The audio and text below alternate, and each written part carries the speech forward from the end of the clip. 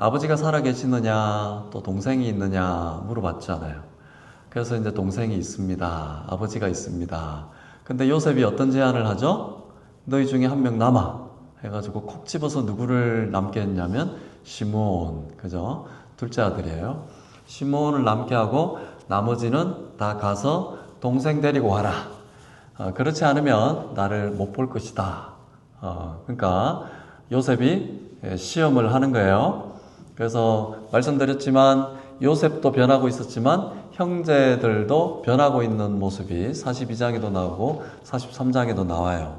42장의 고백을 보면 우리가 한 아버지께로 나왔으니 만약에 우리가 또 형제를 잃어버리고 또 아우를 데리고 오다가 일이 생기면 아버지가 얼마나 근심 걱정이 크고 그가 살지 못할 것이다 라고까지 그렇게 얘기하는 이유가 있어요. 요셉이 팔리고 17살에 총리가 되기까지, 그리고 흉년 들기까지 이 아버지의 마음이 어땠겠어요? 아버지가 얼마나 슬퍼했겠어요, 그죠? 요셉은 누구의 아들이죠? 라헬, 그죠? 그렇게 14년 동안 종살이 하면서 데리고 온 그렇게 큰언니 레아 말고 둘째 라헬을 사모했었잖아요. 그래서 이제 그렇게 해서 어렵게 또 낳은 아들이에요. 그리고 또 베냐민을 낳다가 죽은 그런 잊지 못하는 그런 부인이죠. 그러다 보니까 요셉이 얼마나 잃어버린 거에 대한, 또 형제들이 거짓말했잖아요. 피 묻힌 거 들고 가가지고 그렇게 됐습니다. 그러니까 야곱이 얼마나 그때부터 슬퍼했겠어요. 긴 시간 동안 아침마다 밤마다 요셉을 사무치게 그리워하는 모습과, 또 야곱이 또 요셉을 위해서만 기도했겠어요? 자녀들을 위해서 그렇게 기도하지 않았겠어요? 창세기 34장에 보면 디나라는 딸도 나오는데, 디나가 또 하몰, 세겜 족속에 놀러 갔다가 아주 욕을 보는 그런 장면도 있잖아요. 그러니까 요셉이 참 바로에게 나중에 고백하는 말대로 험한 인생, 험악한 나그네 인생을 살았습니다 라고 하는 그런 이유입니다. 얼마나 고난이 심해요. 경제적인 어려움도 있죠. 기근도 들었죠. 자기 자녀의 곤란함 있잖아요. 요셉은 잊어버렸죠. 또 왔는데 시몬까지 볼모로 잡아놨죠. 근데 총리가 뭐라 그래요? 여기 보면 계속 그 사람 총리 요셉을 얘기하거든요.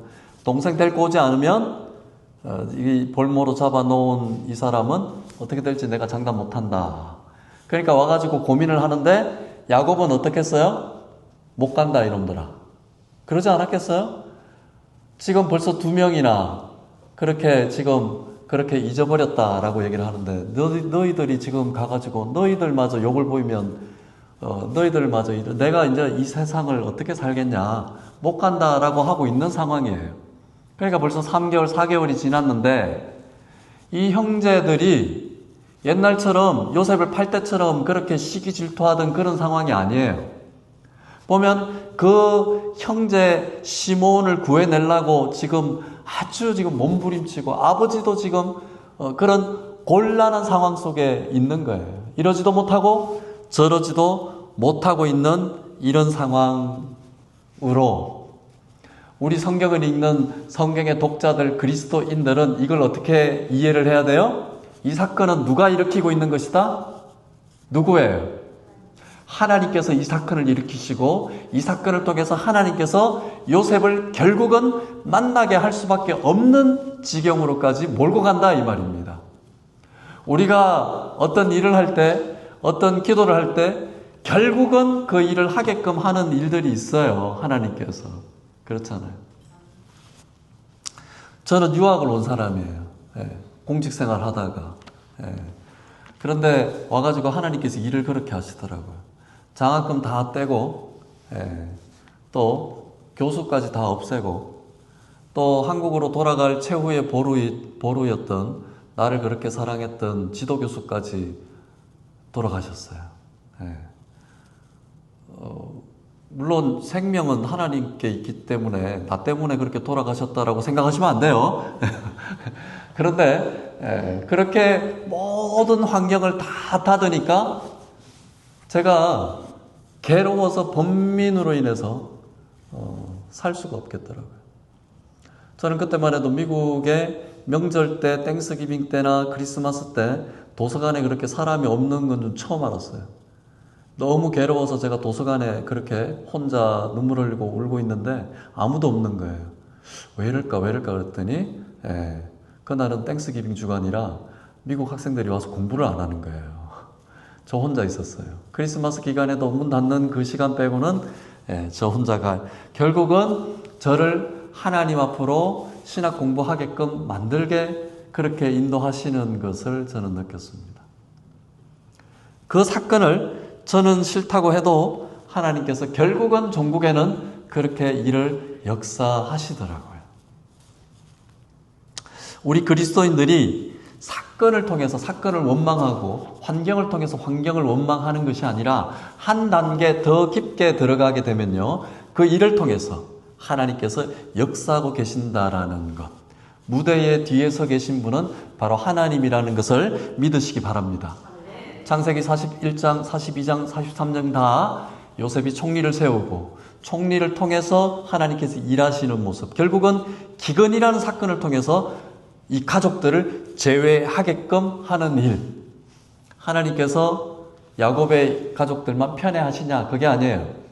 하나님께서 커버넌트, 언약을 준 백성을 쫙 줌으로 당겨가지고 하나님께서 그 언약의 백성들을 통해서 민족과 백성과 방언을 일으켜 세우시고, 종국에는 우리 주 예수 그리스도를 통해서 믿는 자들이 다 하나님의 백성의 자녀로 영생을 얻게 하신다는 그 역사가 지금 여기 고스란히 구약의 이야기 형식으로 들어와 있게 됩니다.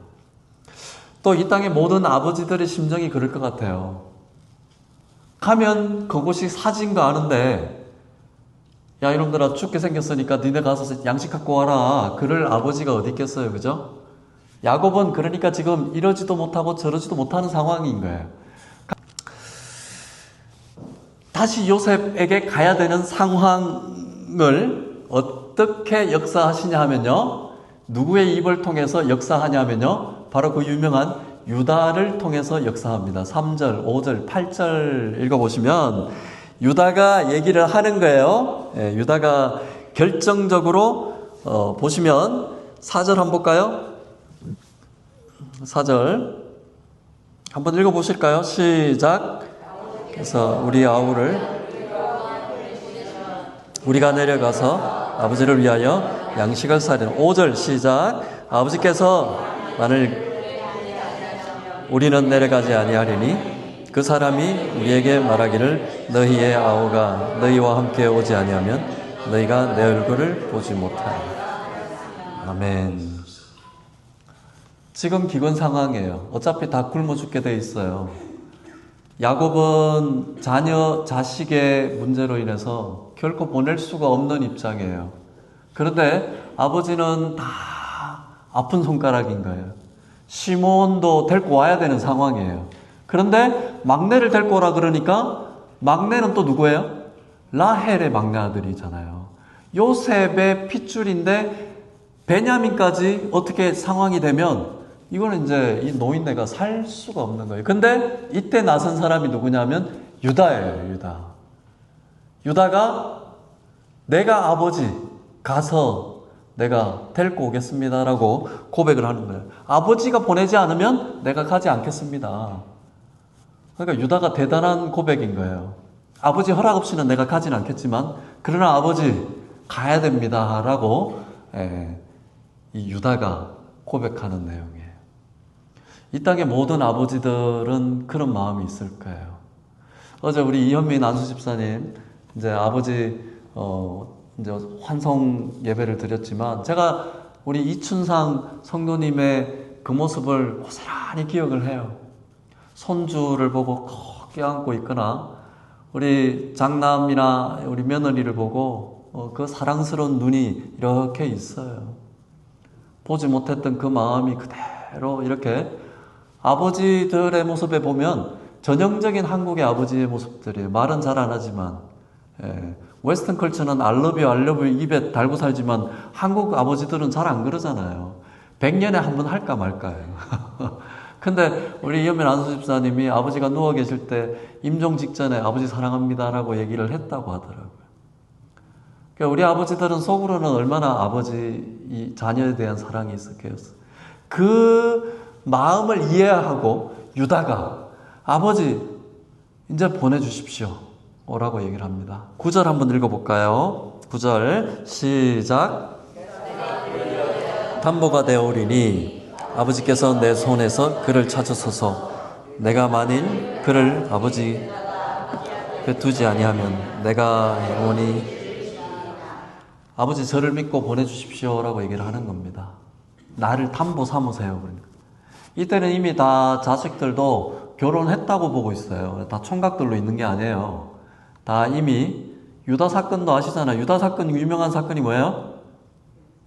며느리 사건이 아니에요. 며느리 사건이 있잖아요. 그죠?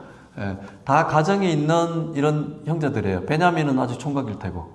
그러니까 나를 담보로 삼으십시오라는 거는 뭐예요? 예, 그냥 내가 책임지고 갔다 오겠습니다라고 하는 거예요. 그러니까 아버지의 심정을 유다는 이해를 하고 있는 거예요. 예수 그리스도가 누구의 혈통으로 오는 거예요? 유다의 자손, 다윗의 자손, 예수 그리스도가 이 혈통을 타고 오는 이유예요. 유다가 아버지 야곱의 마음을 이해를 하고 나를 담보로 삼으십시오 라고 하고 자기가 갔다 오는 장면이에요. 예수 그리스도가 하나님의 마음을 알고 겟세마네에서 땀이 피로 바뀌는 듯한 절규하는 그 모습으로 기도하고 아버지의 뜻이 이루어지기를 원합니다라고 하고 자기를 담보로 걸고 히브리서 9장, 10장, 11장 그죠? 단번에 자기를 제물로 하나님 앞에 드리지 않습니까? 유다의 모습이 예수의 모습인 거예요. 요셉의 구원자의 역할이 예수의 모습인 거예요. 왜 이렇게 보여줄까요? 우리는 신앙생활 할 때요. 아이고 예수님이니까. 아이고 하나님이니까. 그렇잖아요. 감히 우리가 따라갈 수 없는 범접한 선을 그어놓고 예수님을 할 수 있을 때 나는 할 수 없다라고 고백하는 그 차원을 희한하게 바꿔놓고 있는 거예요. 내가 예수 그리스도의 모습으로 닮아갈 생각을 해야죠. 이미 구약의 족장들은 예수 그리스도의 모습으로 살고 있는 거예요.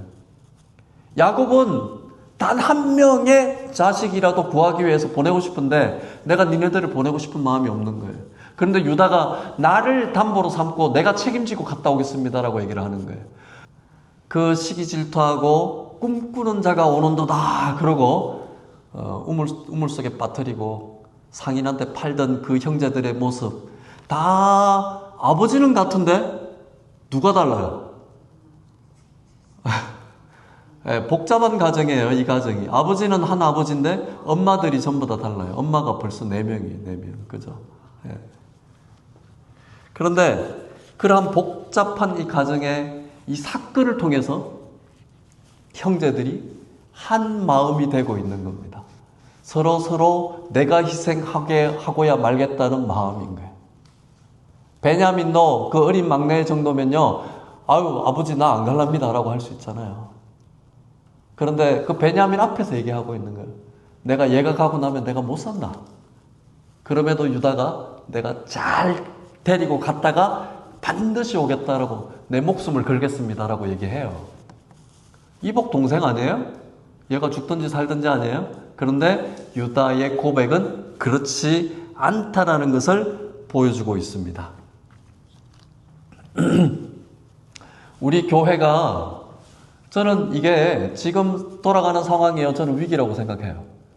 위기가 없었던 적은 없었습니다. 교회가. 그럼에도 불구하고 야곱의 가정처럼, 야곱의 가문처럼 특별히 부흥이 일어나고 있는 이 시대에 우리 교회는 특별히 이런 기근일 수도 있어요.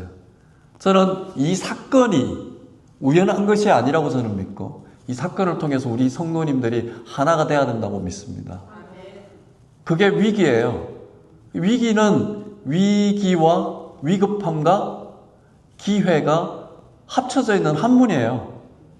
또 다른 기회가 있는 것이 위급함이고 위험한 상황이고 그런 순간에 우리가 한 마음이 되고 이 교회의 주인의식을 갖고 삼자적인 입장이 아니라 판단자의 입장이 아니라 심판자의 입장이 아니라 내가 내 일로 생각할 때 하나님께서 기뻐하시고 우리 교회를 새로운 장으로 열어주실 거라고 저는 믿습니다. 사건은 그렇게 해석이 되는 거예요. 이때만 해도 형제들이 누군지 알겠어요? 이 사건을 어떻게 알겠어요? 요셉이 총리가 자기 동생인 줄 어떻게 알았겠어요? 모르는 거예요. 그렇잖아요. 이 사건을 통해서 우리 교회가 이런 사건을 통해서 그냥 많고 많은 이민사회에 교회 간판만 걸어놓고 없어지는 그런 교회가 아니라 이 사건을 통해서 이 교회는 이렇게 극복하고 이 환난을 전환시킨 그런 하나님의 역사가 있었던 교회라고 우리가 간증할 수 있다면 하나님께서 우리 교회에 부어주신 그 놀라운 섭리의 계획을 우리가 이해하는 것이 우선이라는 거예요. 아멘이죠? 네, 그것이 바로 사건을 통해서 믿음으로 나아가는 위험한 상황 속에서 믿음으로 전환시키는 성도들의 모습인 거예요. 그래서 성경이 있는 겁니다. 한 가지 재밌는 것은요, 왜 요셉이 시몬을 볼모로 잡았을까요? 시몬을 지금 볼모로 잡아놓고 있거든요. 창세기 42장에 보면 왜 콕 집어서 시몬을 탁 잡아놓고 있을까요? 그 이유는 되게 재미있는 이유예요. 42장 24절에 보면 나와요. 창세기 34장에 보면 디나 사건 있죠? 거기 레위하고 누가하고 결속해가지고 세겜 족속들을 다 몰살시켰어요? 그것도 시몬이에요, 시몬. 그러니까 시몬의 이 성격을 요셉은 알고 있었어요. 그리고 랍비 문서에 보면 요셉을 팔아넘긴 주동자를 누구로 보냐 하면요, 시몬으로 보고 있어요. 그러니까 혈기가 있는 친구예요. 그러니까 요셉은 알고 있어요. 레위하고 시몬하고 합쳐지면 레위는 뛰어난 머리와 시몬의 이 혈기왕성한 게 합쳐지면 요셉은 또 반란을 일으키고 애굽에서 자기가 건질 수 없는 반란으로 이어질 가능성이 있다라고 요셉은 판단했을 거예요. 그래서 시몬을 따로 빼놓은 거예요. 따로 빼놓고 베냐민 데리고 와 이렇게 해놓은 거예요. 우리 성도님들이 그렇잖아요. 보면 혈기가 왕성하신 분들이 있어요. 열기가 있으신 분들이 있어요. 불닭 라면처럼 뜨거운 매운맛을 내시는 분들이 있어요. 그런 분들은 레위나 요셉이나 이런 아주 캄다운된 지혜로운 사람들이 잘 이렇게 관리하고 기도해주고 그렇게 감싸주는 은혜가 있기를 소원합니다. 그게 셀의 역할이기도 해요. 셀에서 그런 역할을 하실 수 있는 은혜가 있기를 원합니다. 이제 마무리하도록 하겠습니다. 이제 야곱이요 결단을 해요. 요셉, 유다가 그렇게 아버지한테 간곡하게 간청을 할 때 예수 그리스도의 모습이죠.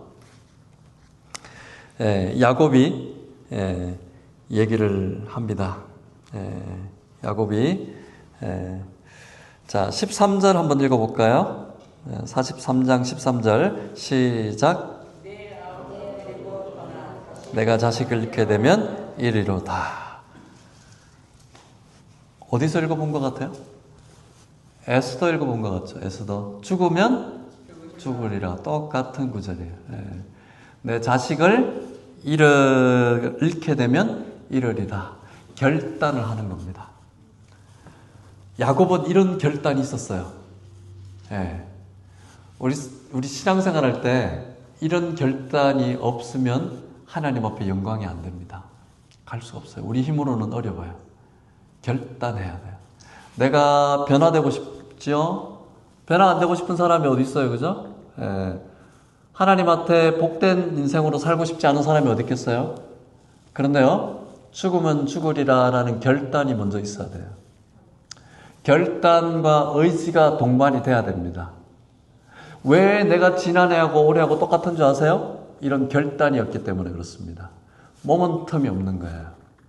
그러면요, 똑같아요. 하나님이 구원하시잖아요. 우리 그리스도인들은 오해하고 있는 부분이 있어요. 하나님께서 다 하실 것 같잖아요. 근데 조건이 있어요. 마르다와 마리아에게 명령한 거 있어요. 아니, 부탁했죠. 아니, 청려했죠. 권면했죠. 뭐라고 한지 아세요? 이 돌문을 옮겨놔라 그랬어요.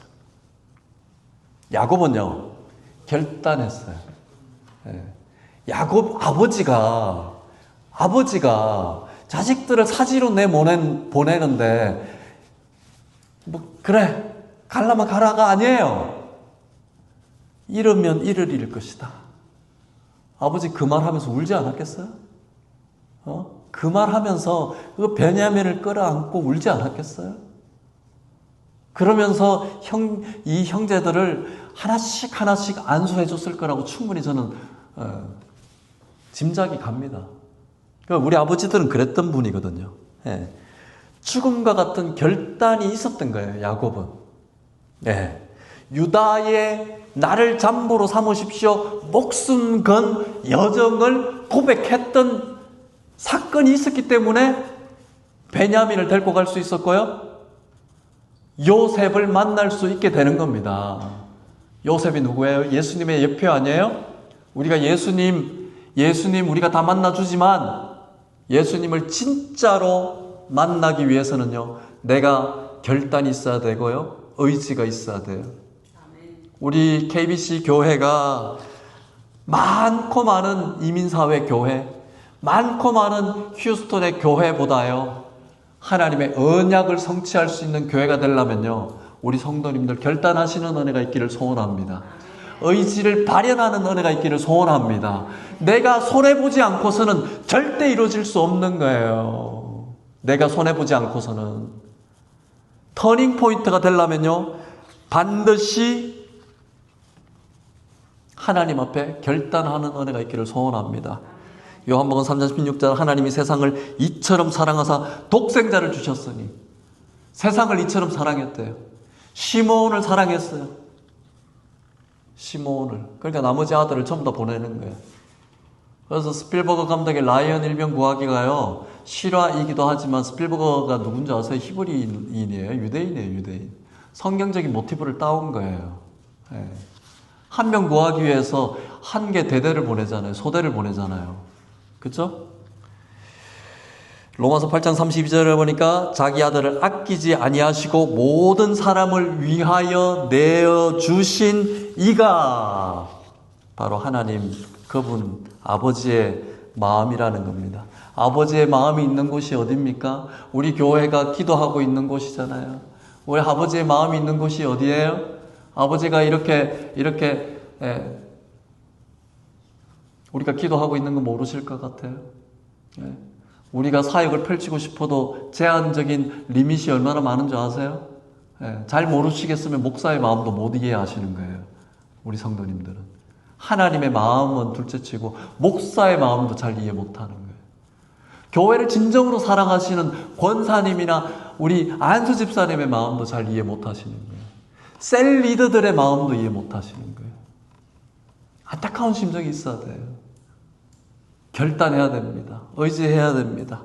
의지를 드러내야 돼요. 그래서 예수님께서 얘기하잖아요. 아무든지 나를 따라오려거든 자기를 부인하고 자기 십자가를 지고 나를 따르라. 주여 주여 하는 자마다 다 천국 갈 일이 아니요 라고 말씀하시거든요.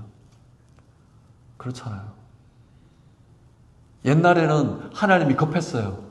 하나님이 급해가지고 사형리 뭐 하나 해가지고 CCC 무슨 해가지고 우리는 죄인이었고 예수 영접하겠습니다. 예 구원받았습니다. 형제님 자매님 이랬단 말이에요. 그때는 하나님이 급했어요. 80년대요 교회 깃발만 꽂으면 성도들이 와 몰려들었어요. 지금이 그때입니까? 택도 없는 얘기예요. 우리 권사님들 젊었을 때 그때 교회 시대가 아니에요. 지금은 홍수에 먹을 물 없다고 유튜브만 틀면요 설교가 나와요. 100년 전 빌리그레임 목사님 여의도 집회까지 우리가 볼 수 있어요. 그런데 정작 우리의 마음은 그렇게 뜨겁습니까? 옛날 우리 신앙인들, 우리 선배 신앙인들, 우리가 그들 신발끈도 못 매요. 오늘날 우리 그리스도인들은요. 그분들은요 쌀 굶어가면서 금요철야를 헤쳤던 분들이에요. 목사가 금식하십시다 그러면 뭐라 그래요? 저 지병이 있어서 못합니다. 물론 그렇죠. 그렇지만 죽으면 죽으리라라는 그런 결단이 있을 때 하나님이 죽이신 적 보셨습니까? 성경 66권을 보세요. 죽으면 죽으리라 결단했을 때 하나님께서 죽이신 자가 아무도 없어요.